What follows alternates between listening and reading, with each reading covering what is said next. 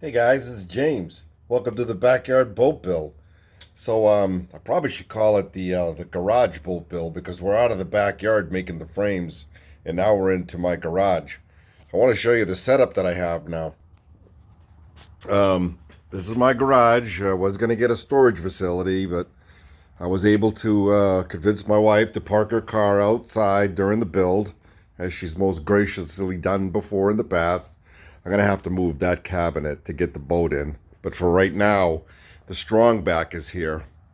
I got my sunshade up to get out of the Florida sun.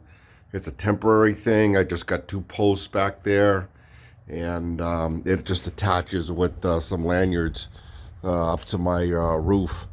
And it's really nothing to hook up. I pull the posts out. I got I'm in the shade. It's working out good. But enough of that. This is the rolling strong back, so I can roll it out here in the garage and not do all the grinding and dusting and everything in there. I close the screen. This is a pull down screen, and it blocks a lot of the sawdust from getting inside. And I work it out on here. That's how I did my other boats. This is just a little bit bigger operation. As you can see, I mounted my transom. It's at the prescribed 14 degrees, and the correct height from the setup flat line, which is here. This is the basis. And quite frankly, I'm going to show you something. The only things that matters that truly matters is you have to make sure your transom is at the right height from the setup line down here.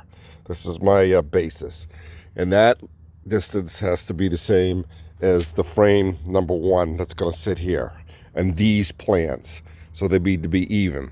So when you're building the transom, that angle is not going to be cut until you actually mount it. And what I did is I took my electric planer and I smoothed it off with a board going across both of the frames, the transom and frame one, and got it level. It was crooked like that and then came down flat. So you can notice that that's nice and flat. So that's important. Your angle's important. And most importantly, I run a string and got it perfect. Well, I should say perfect, but I'll show you how. You're looking at the levelness of this top board right there.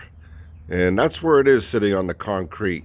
I don't know if that's going to do any justice or not, but you might see it going wiggle in and out. That's irrelevant. I mean, because the frames could slide this way and that way, and they're adjustable. What really matters is this is flat and even with the other one. And I got it pretty damn close, and I'm happy with it. Again, it does not matter about the crookedness.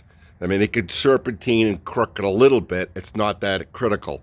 What's critical is this stays flat and that 14 degrees stays on that transom. And then obviously the height, you don't want the thing to go up or down. You see how much of a difference of a block, or I thought it should have been, and then when I actually measured, I had to add a piece to get it up to the level where I needed to. These are small adjustments that you got to make, that you're going to go and find until you actually do it.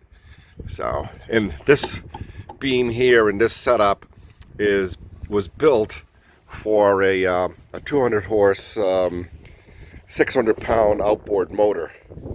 So this is why it's rather beefy. You can see the 2x6 Douglas fir, all solid Douglas fir here and here.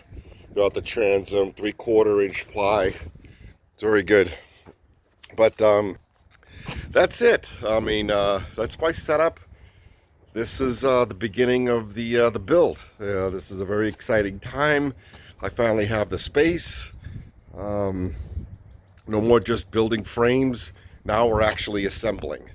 My next video, you'll see pretty much the transom up to frame 5, and he'll give you a good look on how the boat's going to come along.